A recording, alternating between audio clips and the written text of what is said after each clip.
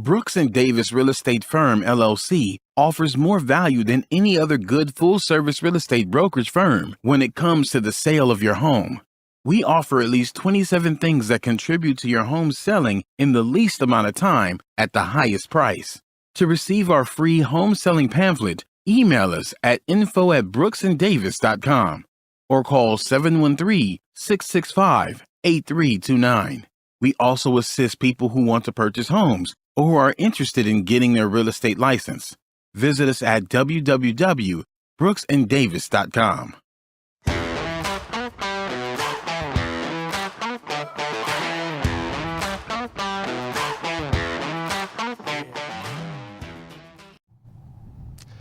Welcome back to the Prime Real Estate Network. I'm your host, Rick Davis. If you don't follow me on social media, I would urge you to follow me on Instagram and Facebook at Prime Real Estate Rick. We also urge everyone who hasn't visited our website, if you're looking to buy, sell, or invest in real estate, give us a shout out at brooksanddavis.com. We look forward to working with anyone who requests information, and we will definitely be in contact with you at our earliest convenience.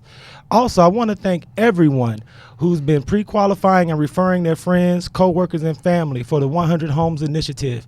We've had several families pre-qualify as of last week, and I want to congratulate everyone who has pre-qualified. If you do not know and have not been made aware, we have a goal of helping 100 families in 2019 move into a new, beautiful home for them and their family. As always, our guest host here is not only a real estate broker here in the great state of Texas, but he's also an author and a serial entrepreneur. You may have seen him on Instagram, Facebook, or through one of his many public outreach initiatives. But for the Prime Real Estate Network audience, I would like to introduce my co-host, the Texas Real Estate King, Mr. Larry W. Brooks. What's going on, beautiful people? Again, I'm excited to be back in front of you, having an opportunity just to continue to have wise guests that are coming on and giving you gems about how they successfully built their brand and the things that they have going on in the community and in today's time. So, as you know, you can most definitely follow me across all of your social media platforms at Texas Real Estate King. So that's on Snap, that's on IG, and of course that's on Facebook. So Texas Real Estate King, make sure you follow me.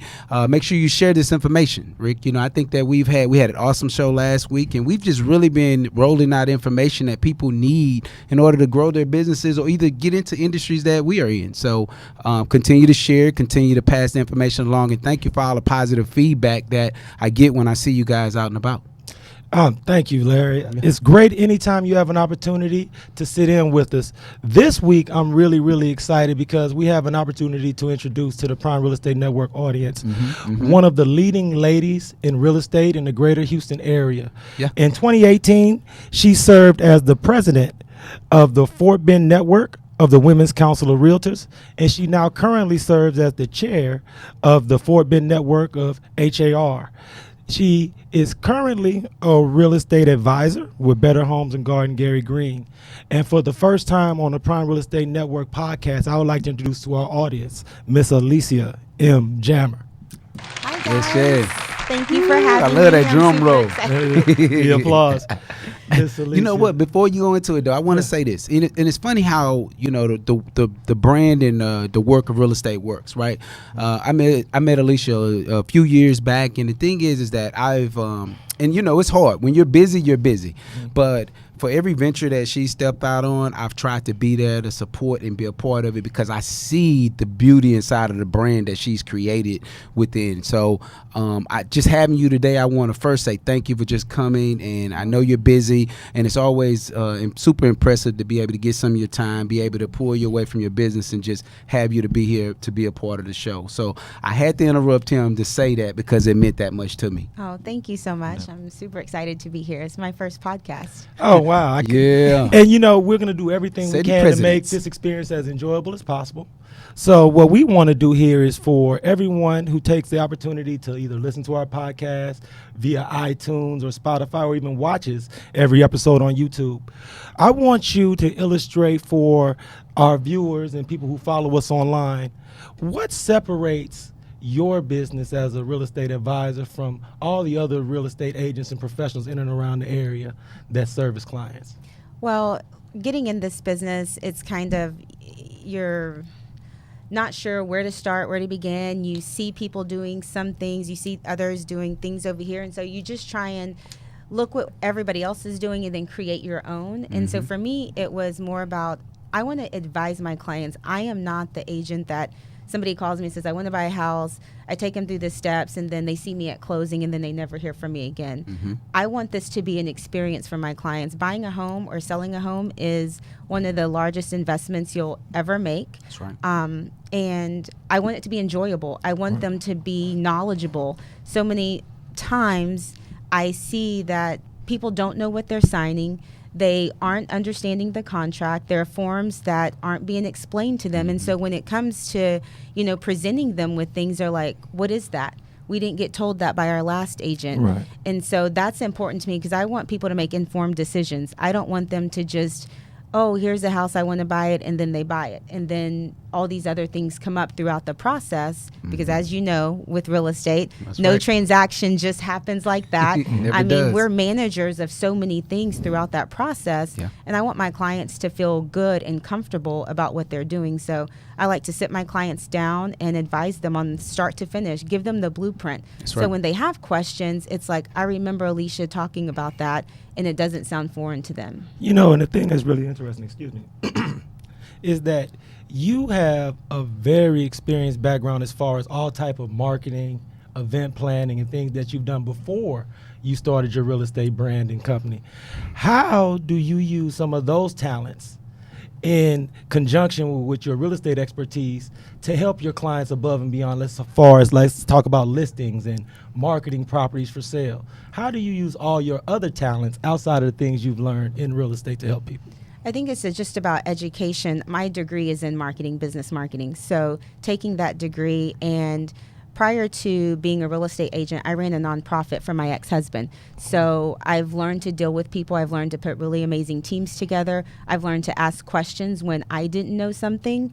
And when I'm sitting down with my clients for their listing appointment, it's talking about that marketing plan and showing them, here's what we're going to do, but this is a partnership. Right. This isn't all me and this isn't all you. We're partners, and we have to make sure this is a good fit for the both of us. So as your agent, I need you to do certain things that are going to get you the most money for your home at the shortest amount of time. Right. And so explaining that to them and putting in that aspect, they understand. And so then it's a really good working relationship, because if I have to do everything, it makes it that much harder. So I like to build partnerships with my clients, and these are the things that I need you to do so we can get to the end result that you want.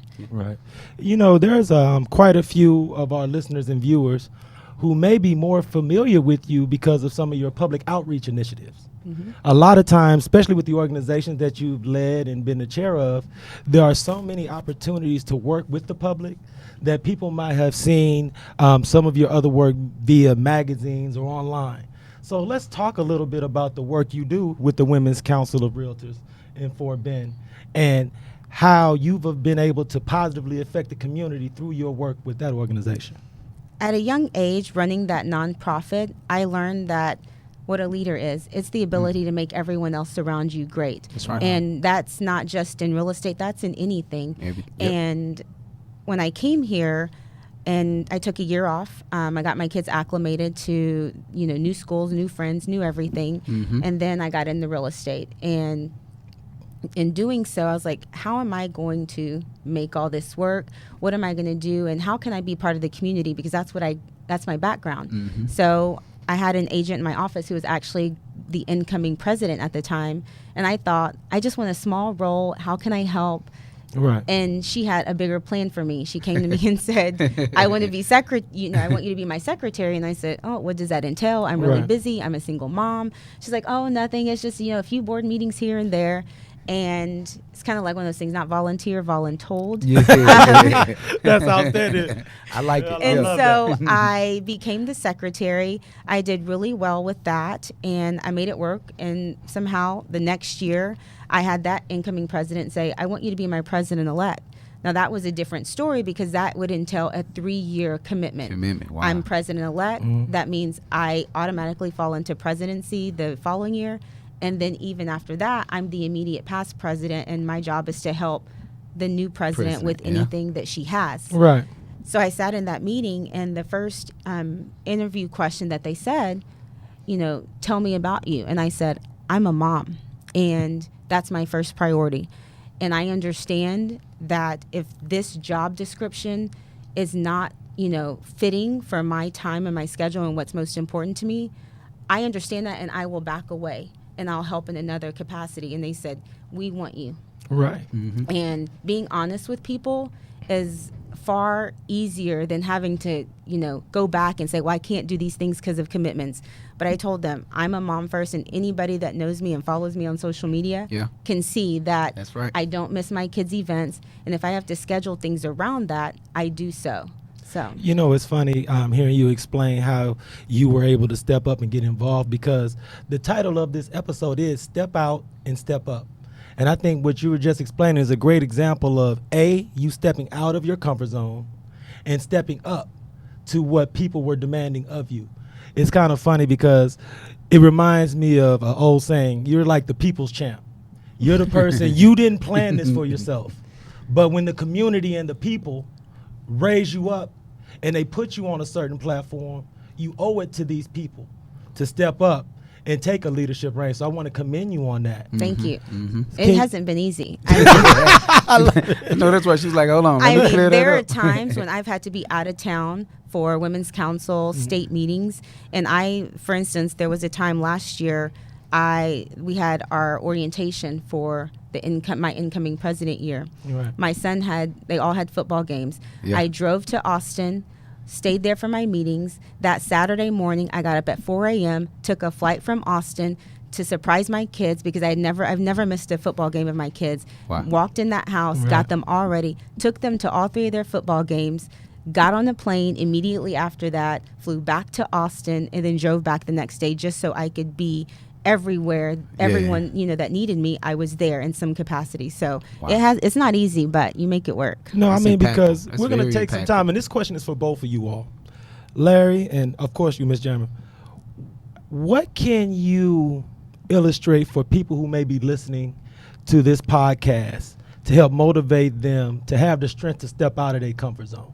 Because a lot of times people will see someone like yourself, Mr. Brooks, someone like yourself, Ms. Jammer, and they'll just think that they may be natural speakers. They may be natural leaders. They may be someone who is just so naturally gung-ho about life that they decide to shoot first and aim later.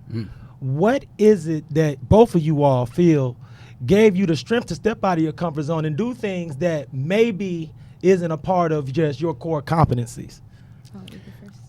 Well, for me, I think that a lot of the things that allowed me to step outside of my comfort zone was to be able to help and support others, right? And so that could be my immediate family, financially, when you think about stepping out and doing things like that, or just being able to give back to the community, because that's always been a big thing of mine. My grandmother planted that seed in us a long, long time ago, because she always said, give, go do this for the pastor at the church, go pull up these. So I think that now what I do in my adult life and in my business life is I believe in going out and supporting my friends. So if my friends are starting a new venture, I'm that person that you contact, and my loyalty is going to allow me to be able to come spend some time with you, or even give some of the energy. And so I think that's really my why right now when it ties into stepping out with something of that matter. And for you, Ms. Jammer, have you always been big into public speaking? Was that something where you on a debate team in high school? No, because usually sometimes with those Jammer with big personalities and that are great in public speaking, it usually starts off from a young age. I used to do speeches in church, or I was in the choir, and then when I was in elementary school, that type of thing. I can honestly tell you none of that has been my life. I think at a young age, my ex-husband got drafted. We were high school sweethearts. So I met him when I was 14. He was 17. He got drafted when I was 19. So I had to grow up. We both had to grow up very fast, and we were put into an adult world. Right. And when I started that foundation for him, I was forced to get up and necessity speak because most athletes kind of shy behind the camera. There's, a few that, obviously get in front of the camera, but he wasn't as vocal as I had to be, because if he wasn't going to do it, well, who had to do it? Me. Yeah. So it was getting in front of kids, and kids are actually the hardest people to talk, because they're your biggest critics, and they'll just tell you that was not good. Right, you need to start over, so I had to learn quickly, like, this is not my comfort zone, but I have so many people watching me, not only sponsors that have come in to support us, but I have these kids, because we worked with a residential education facility, so we worked with a lot of foster teens. Yeah. So I had these people looking up to me, so it was kind of, sink or swim. Like, no doubt about you it. get up there, and it takes practice. Absolutely. Every event I got better, and so that led me to this. And then when you're with clients, you got to be confident when you're sitting in front of them, because if you don't exude confidence, how can they have confidence in you that you're going to get the job done? That's right. So, and the inspirational part of what you just talked about for me was that you started off on this trail of being a businesswoman and entrepreneur at 19. And for a lot of people, being on such a grand stage at that age can be daunting and intimidating. Yeah. So we're going to take a short break, but when we come back from the break, I would hope that you would like to be able to elaborate for our audience a little bit about your background, who've been some of your mentors and inspirations, and who've helped you evolve as a professional and a businesswoman, if you wouldn't mind. Yeah, sure. No problem.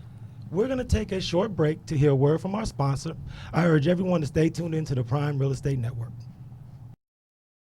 Brooks and Davis Real Estate Firm, LLC, offers more value than any other good full-service real estate brokerage firm when it comes to the sale of your home. We offer at least 27 things that contribute to your home selling in the least amount of time at the highest price. To receive our free home selling pamphlet, email us at info@brooksanddavis.com or call 713-665-8329. We also assist people who want to purchase homes or who are interested in getting their real estate license. Visit us at www.brooksanddavis.com. Welcome back to the Prime Real Estate Network. I'm your host, Ric Davis. If you don't follow me on social media, I would urge you to follow me on Instagram and Facebook at Prime Real Estate Ric. As always, my loyal and very talented co-host, Mr. Larry W. Brooks, is in the building again today. And that guy, yeah.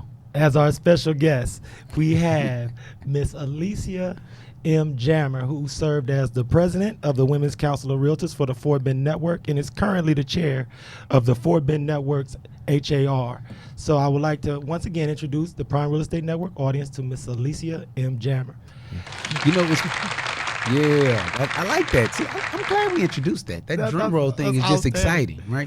So it's funny, over the break we were talking about you guys that are just a part of the podcast and maybe Spotify. Y'all have got to join the YouTube page, because you need to see some of these facial expressions that Miss Jammer has made, and you got to take it in, like you really feel what she's saying when she says it. So, if you're not already subscribed to the Prime Real Estate Network YouTube page, most definitely go ahead and do that as well.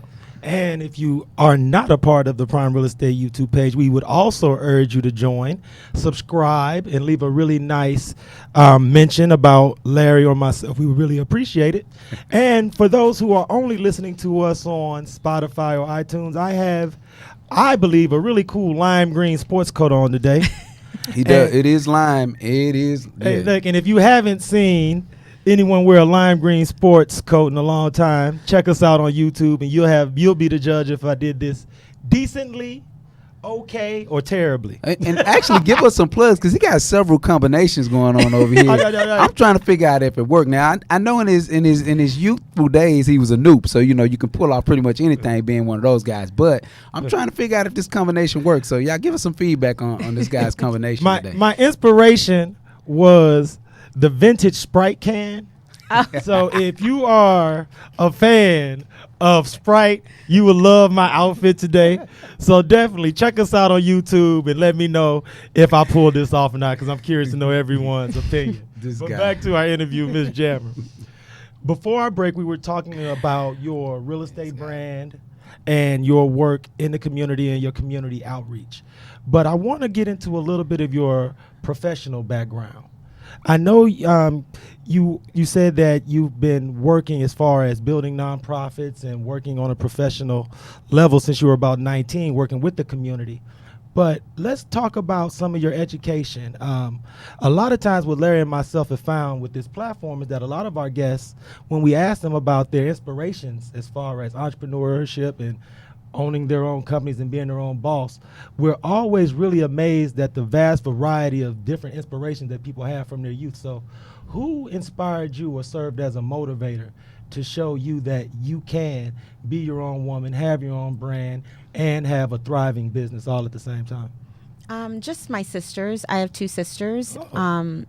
I have, most people know the dark skinned goddess. We get that all the time. People come up to us at events and like, you're the dark skinned goddess. And I have another sister, Michelle. And so just watching them, I'm the younger of the three of us. And so just watching them do their thing. And when I moved here, like I said, I took that year off, and I talked to both of them because my sister, ironically, Jennifer, is in property management and has been for 20 plus years. Wow. And then my other sister, Michelle, she's in eminent domain, which is, another form of real estate. Yeah. And so talking Jennifer's to them, been stalking me, guys, too. I'm just going to say over the last 3 weeks, Jennifer. The question is going to be why your sister's not sitting in with us today, but that's a, we'll that's get a her conversation here. For another day. No, we'll get her here. So when I moved here, my ex-husband and I had purchased probably 6 homes throughout the course of our marriage. And even when I purchased my home here, nobody had ever sat down and explained to me a contract. Get to the closing table, you sign, and that was it.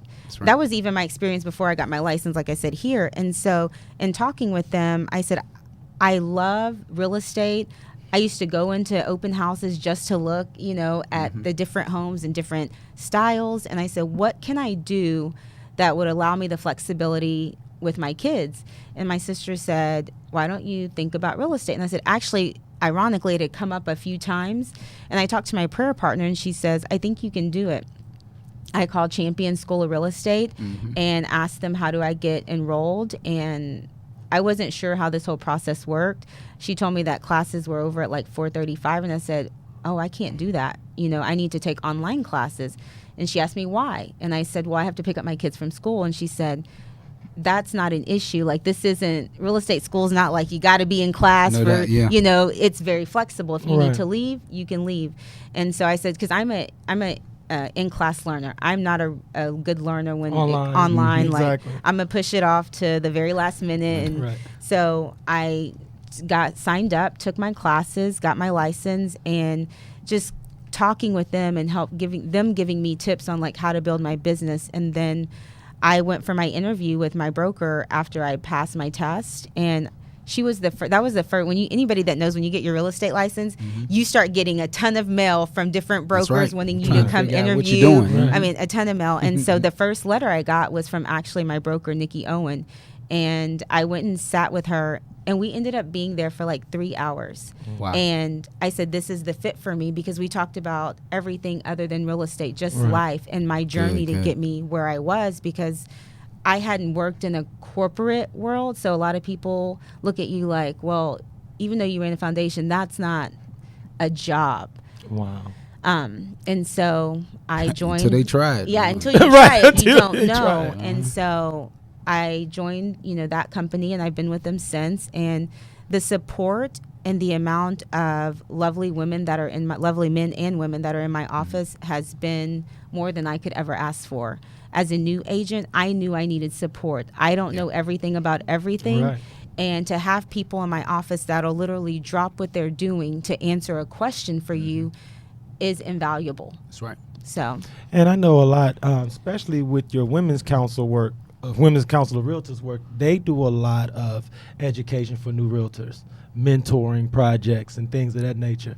So how can someone who is a newly licensed agent get in contact with someone like yourself or the organizations that you represent to get some questions answered, to get an idea of how to move forward or how to get the ball rolling? Because the thing is that Larry and myself, we get a lot of time, especially after the episodes air, is, Rick, your guests were outstanding, but we would just love to be able to meet with them or see them speaking again at a different venue. So I know they can follow you on Instagram and Facebook, but what would be your advice for a newly licensed agent as far as their first step to putting themselves out there and building their brand? I get questions DM'd to me all the time from people single moms, men that are thinking about getting into the real estate industry. And I say, my first thing is, do you have a day job? And most of them say, yeah, I want to start taking classes, but you guys look like you're so successful and this is what I want to do. And I said, okay, let me tell you the honest to God truth. This industry is not easy. It is not. And in retrospect, to start a business, it's fairly on the cheaper side of, to all the things you need to start your business. But it's not easy. And it's a constant grind and staying in front of people. And I always tell people, if you don't have that database right now, stay with your current job. If you need that paycheck every week or every 2 weeks, stay there, take your classes slowly, build your clientele, and then move over. Because I've seen so many agents in our office come thinking, oh my gosh, everybody that I know is going to use me to buy a house. And that couldn't be further from the truth. And I know you can attest to that. So you will see so many people that family members, friends, that you see them post their new home on social media. And it's like, well, why didn't you use me? Yeah. And it's like, they forget. And I don't think it's malicious, but people just forget if you're not staying in front of them. And then the other part to that, what I've realized is that a lot of people that do not want you to know their personal business. Yep. All facts, guys. These are Hashtag facts. These are facts. I'm coming from 17 years, and to this day, I still deal with this kind of headache. And what they don't realize, especially for a buyer, I don't know your personal business. If you don't have a lender, I give you a list of my preferred lenders. I put you in touch with them. You contact them. They handle all your financials. All as real estate agents get is the pre-approval letter. This is what they're pre-approved for, and that's what we need to take any offer. That's right. But your sellers, on the other hand, we know how much they owe on their home. We know a little bit more information. And when you have personal relationships with people, a lot of times they don't want you to know that information because you have that relationship, so they use someone else. And so it's like, my advice is be patient. This is not I'm going to do it, and there's exceptions to every rule, but it's a piece of work. It's a work in progress that you have to slowly build your clientele. No, because you just absolutely dropped the gem, and this works into one of our final segments, which is our real estate myth buster. And I wanted to throw this to Larry, both of you all, please speak on the fact that just because you employ Larry or Ms. Jammer as your real estate agent does not necessarily mean that you guys know all of their personal information. True. Because a lot of times when you advise or introduce a client to a mortgage or someone to do their pre-qualification, they work under the assumption that Mr. Brooks, Ms. Jammer is now going to know every single thing about my financial history. And could you both of you all speak to how that's not necessarily the case? Inside, the funny thing is that our job is to be aware of how the entire process works. But when it gets to dealing with your numbers, there's someone else that actually handles those things. Now, if you're my friend, and it's funny because I made a post about this earlier this morning.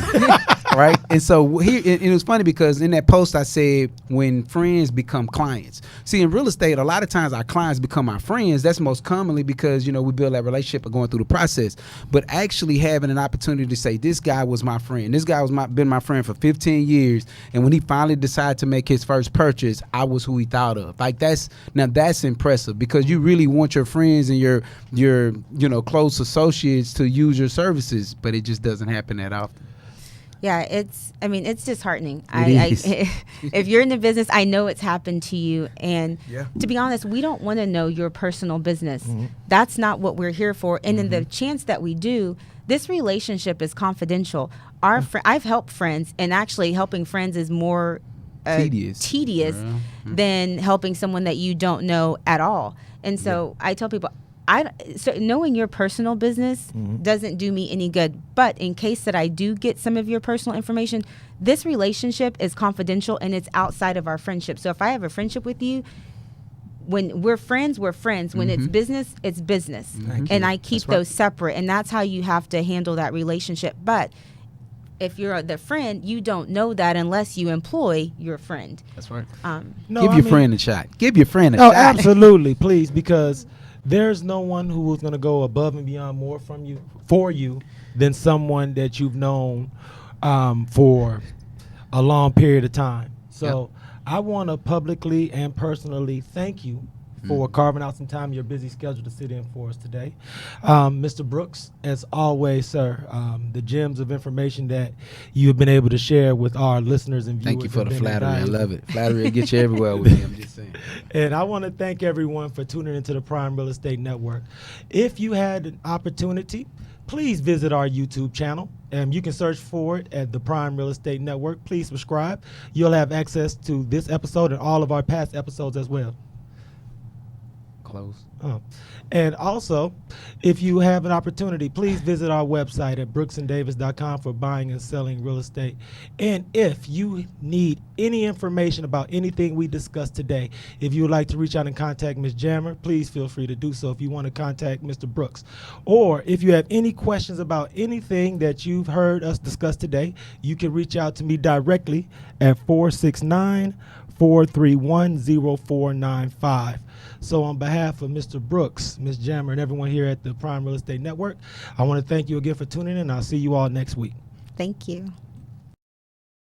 Brooks and Davis Real Estate Firm, LLC, offers more value than any other good full-service real estate brokerage firm when it comes to the sale of your home.